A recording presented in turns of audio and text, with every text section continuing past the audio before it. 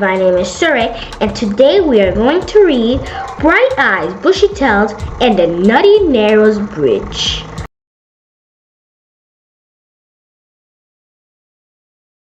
By Donna Howard. Bright Eyes and Bushy Tails scampered down the trunk of their treetop home in Longview, Washington. They were followed by Grandpa Grayson. Winter would come soon, and the days were growing shorter and colder, so they were eager to play while they could. "Let the games begin!" declared Bushy Tail as he began to chase his sister around the park. "Catch me if you can!" she called back, zooming away. After a while, Bright Eyes said, "I'm hungry. Let's see if we can find some nuts." The two searched and searched, but with disappointing results. "Rats," said Bushy Tail. "No luck. Someone must have beaten us to it." Resting on the grassy knoll, Bright Eyes turned to her brother and said, "Do you know why the squirrel crossed the road?" "No, why?" asked Bushy Tail. "To get to the other side, silly." The two started laughing so hard that they couldn't stop. They tumbled down the little hill until they landed with a bump and a thump on their little rumps at the foot of one humongous squirrel. "Whoa!" exclaimed Bright Eyes. "Look at that!"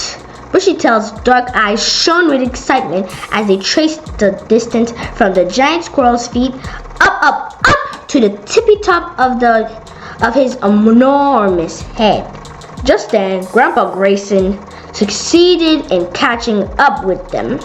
The curious duo began asking questions about a mile a minute.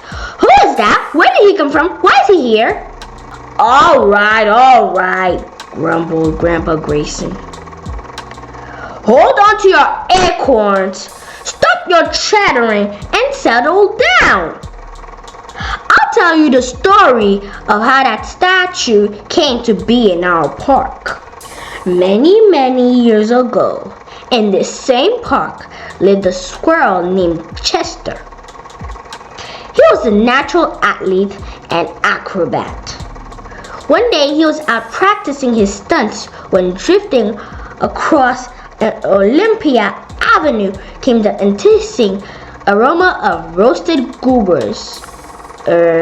Peanuts. Well, Chester's whiskers started twitching and his nose wrinkled in delight.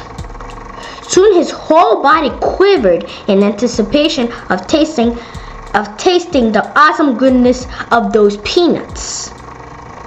But to do that, he had to cross Olympia Way to get to Civic Court, where the fine nutty feast was laid out. It was a dangerous journey, filled with billowing smoke and big menacing cars and trucks zooming this way and that. Chester knew he shouldn't do it, but he really wanted those peanuts, so he made up his mind. He would not let anything stop him from getting those nuts.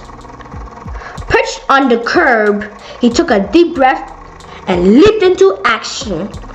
Cars and trucks roared toward him. Chester ran as fast as he could. He was so scared. He zigged and zagged around the cars and trucks that roared toward him head on. Brakes squealed and horns blared as Chester attempted to run to the other side. "I can't look," said Bright Eyes, covering her eyes with her hands. "Did he make it?" asked Grandpa. "Yes." Chester finally made it safely to the other side. "Whew!" exclaimed Bright Eyes. "Too close," chimed Bushy Tail. "Yup," said Grandpa Grayson. "That's just what a fella named Amos Peters thought too, who had witnessed Chester's terrifying quest." "This is nuts," Amos thought. "Someone should do something. It is a matter of squirrel safety and people's safety too."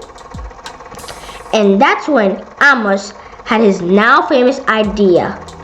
"I'm a builder!" Amos exclaimed.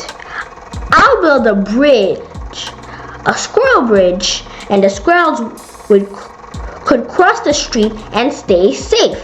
Amos asked 2 architect friends to draw a blueprint of the bridge. He then went to the town's council to ask for approval to build the bridge.